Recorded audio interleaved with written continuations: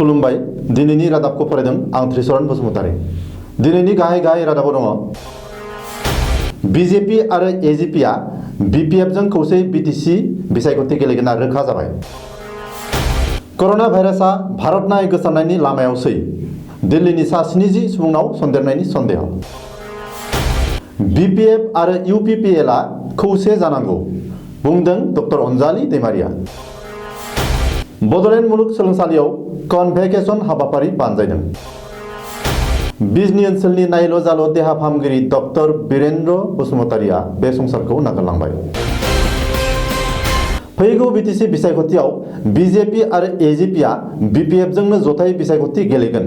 मख'थावदि फैगौ बीटीसी बिसायख'थियाव आसामनि बीजेपी आरो एजीपीजों जथाय सरकाराव थानाय बीपीएफ दोलोआ बीटीसी बिसायख'थियाव बीजेपी एबा एजीपीजों खौसेयै बिसायख'थि गेलेगोना गेलेया बे बाथ्राया गोनो गोथो खालामबाय थानाय समावनो बीटीसीनि गाहाय खुंगिरि आरो बीपीएफनि आफादगिरि हाग्रामा महिलारिया बे बाथ्राखौ रोखा खालामनानै होबाय दि फैगौ बीटीसी बिसायख'थियाव एजीपी, बीजेपी आरो बीपीएफआ जथायैनो बिजाथि दैखांगोन। बेल' नङा, फैगौ 2021 मायथाइयाव जानो गोनां आसाम एसेम्बलि बिसायख'थियावबो मुंख'जानाय मोनथामबो राजखान्थि दोलोआ खौसेयैनो बिसायख'थियाव गसंगोन होनना मिथिहोयो। बबेखानि सीट शेयारिंनि बेलायाव एमपि बिश्वजित दैमारी आरो आसामनि मन्त्रि रिहन दैमारी मोना मोनसे जथुमनि गेजेरजों सावरायलायनानै थि खालामनानै फोसावगोन होनना बीटीसीनि गाहाय खुंगिरिया मिथिहोदों। चीननिफ्राय जोबोद गिख्रंथावै गोसारनानै मुलुगखौ फोजोबस्रांनायनि फारसे दावखोगासिनो थानाय कर'ना भाइरासआ भारतआवबो गोबारै गोसारनायनि लामायावसै। चीननि उनावनो इरान, इटाली, खोला कोरिया आरो जापानाव जोबोद गोख्रैथिजों गोसारनो हमदों कर'ना भाइरासआ। सिगां समाव भारतआव कर'ना भाइरासजों गाग्लोबजानाय 3 सुबुङा आरायग' मोनदोंमोनब्लाबो गोदानै 3 सुबुंनाव सन्देरनायनि पजिटिभ रिपर्ट मोनबावदों। फारसेथिं दिल्लीयाव सा 70 सुबुंखौ कर'ना भाइरास सन्देर जानायनि सन्देहजों आनजाद नायनाय जागासिनो दङ। सुलुंनि बादिब्ला कर'ना भाइरास सन्देर जानाय सासे बेरामिनि नखराव बार्थडे पार्टी जानो थांनायनि उनावनो बिसोरनाव कर'ना भाइरास सन्देरनायनि सन्देह जादों। बे रिपर्टनि उनावनो दिल्लीनि माखासे स्कुलखौ बन्द फोसावनानै होदों बिफानारिया। मख'थावदि समबारखालि दिल्लीनि सासे सुबुंनाव कर'ना भाइरास सन्देरनायनि पजिटिभ रिपर्ट ओंखारनायनि उनावनो दिल्लीयाव कर'ना भाइरासनि थाखाय मानसिफोरखौ गिखांनाय सोमजिहोदों। कर'ना भाइरासआ भारतआवबो गोसारनो लामा लानायखौ भारत सरकारा नोजोराव खोख्लैदों। देहा आरो नखर अनसाय मन्थ्रिया कर'ना भाइरास इमारजेन्सिनि थाखाय मोनसे हेल्प लाइन फन नाम्बार हगारदों। नम्बरा 911112978046। बेराफारसेथिं कर'ना भाइरासनि गिख्रंथाव सन्देरनायनि जुनै देग्लाय हलि मिलन हाबाफारिफोराव बाहागो लाया होननाबो बुंदों गाहाय मन्थ्रिया। फैगौ बीटीसी बिसायख'थियाव गावनि हारिनि गेजेरावनो एना एनि जायालासे आरो एखुथा जायालासे बीपीएफ आरो यूपीपीएलआ खौसे जानानै बिसायख'थि गेलेनांगौ।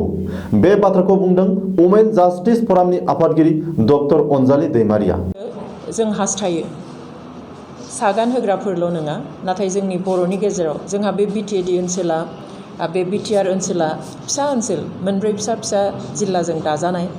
बेयाव गावजों गाव मोहेर लायालासिनो, गावजों गाव चेलेन्ज खालामलायालासिनो, गावजों गाव बादायलायालासिनो बे ओनसोलनि गोजोनखौ नायनानै जों हास्थायो बिमा माहारि हिसाबै जे एनडिएफबि, यूपीपीएल आरो बीपीएफ गासैबो जुदि ज' जानानै जों फैगौ बिसायख'थियाव बाहागो लानो हायो। जोंहा रावखौबो गिनांगौ गैया, रावनिबो थाखाय जोंहा साननांगौ गैया। जोङो 40/40खौनो जोंनि मानसिफ्रा लानानैहाय बेखौ गोजोनहै दैदेनलांनो हागोन होननानै जों सानो। लोगोसे जा गोरोबथा जालांबाय, बे गोरोबथानि सायाव जोङो माखासेखौहाय एसे गुबुन रोखोमनि नेगेटिभ कमेन्ट्सफोर होनाय जों नुगासिनो दङ। जों खावलायनो लुबैयो बे समा बे गोजोन गोरोबथाखौ सोंखारिनायनि सम नङा, नाथाय बेखौ बरायनायजों लोगोसे मान होनायनिसो सम। बे समा बे गोरोबथानि गेजेरजों जोंनि बे बिटिआर ओनसोलावहाय गोजोन लाबोनायनि सम, जौगाथायनि बाथ्रा साननायनि सम, बे गोरोबथाव थानाय मोनफ्रोमबो दफाखौ जाफुंहोनायनि थाखाय साननायनि सम आरो बे ओनसोलाव हारि धोरोम बेफोरखौ नेवसिनानै गोजोनहै खौसेहै मोनसे गोजोन ओनसोल दानायनि साननायनिसो सम। बेवहाय जों खावलायो जाहाथे रावबो बिनि हेंथायै बुङा आरो बे गोरोबथाखौ जाहाथे बयबो मान होयो। मंगलबार खालि क'क्राझाराव जानाय मोनसे खौरांगिरि मेलनि गेजेरजों डक्टर अनजालि दैमारिया बुंबावोदि गोजोन बिटिआर गोरोबथानि थाखाय 1 दान समनि बेल मोननाय एनडिएफबि गायसनगिरि आफादगिरि रन्जन दैमारिखौ अरायनि थाखाय जोबथेसालिनिफ्राय बारग'होनांगौनि बागै एनडिएफबिनि गासैबो केडारफोरनि सायाव थानाय केसफोरखौ फोजोबस्रांनांगौनि बागै आरो रायजो राजाफोरनि जौगाखांनि गासैबो बिथिंनि थाखाय सरकारजों सावरायलायनो खौसे खामानि मावनो गासैबो आफाद आरो दैदेनगिरिफोरखौ खावलायो। थांनाय 10 बोसोर सम बिथाङा बे जा पिस प्रसेस सोलिगासिनो दंमोन बेयाव बिथाङा जड़ितमोन। गासैबो खामानि मावनाय मेम'रेन्डाम दैथायनायनिफ्राय लानानै गासैबो खामानियाव मावनाय हिसाबै बा बिथाङा एनडिएफबिनि फाउन्डार एबा गायसनगिरि आफादगिरि हिसाबै बिथांखौबो बिथांनि अनगायै बे सुक्तिया जानो हाया होननानैहाय बिथांखौ दिहुननानै लांदोंमोन। बेनि उनाव बे इन्टारिम बेलनि समा जोबनाय लोगो लोगो बेखौहाय एक्सटेनसननि थाखाय हाइ कर्टआव एपिल खालामनाय जादोंमोन, खिन्थु दासिम बिनि रायखौ होथ'वाखै। मोननै डेट डिफार खालामनाय जादों। स' आरो 5 तारिखआव एबा 5 मार्च खालि एबा समफोर बे केसनि सायाव एक्सटेनसननि सायाव बेल एक्सटेनसननि सायावहाय हियारिं दङ।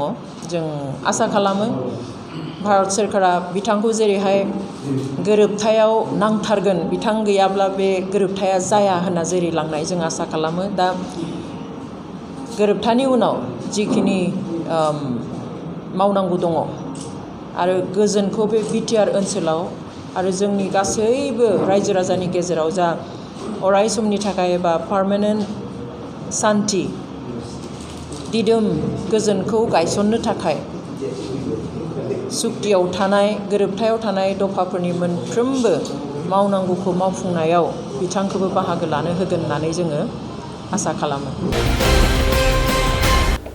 बड'लेण्ड मुलुगसोलोंसालिनि बानजायनायाव गिबि खेबनि थाखाय कनभकेसन हाबाफारि बानजायदों।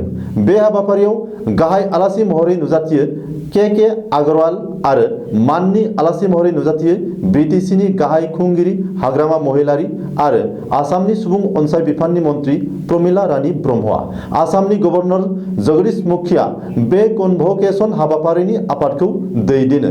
मख'थावदि 2009 मायथाइनिफ्राय लानानै बड'लेण्ड मुलुगसोलोंसालिनिफ्राय गासै 3195 फरायसाफोरा गोजौ सोलोंथाइखौ बारग'लांनो हाबाय।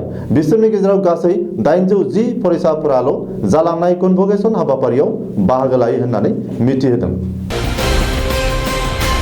सुबुं अनसायथिनि गेजेरजों देहा फाहामगिरि हाबा मावनानै बिजनी हालामनि सुबुं समाजखौ गोलाव 31 बोसोर सिबिबोनाय डक्टर वीरेन्द्र बसुमतारिया थांनाय 2 मार्च 2020 इं अक्ट' समबारखालि हरनि 11:45 रिंगायाव बे संसारखौ अरायनि थाखाय नागारलाङो।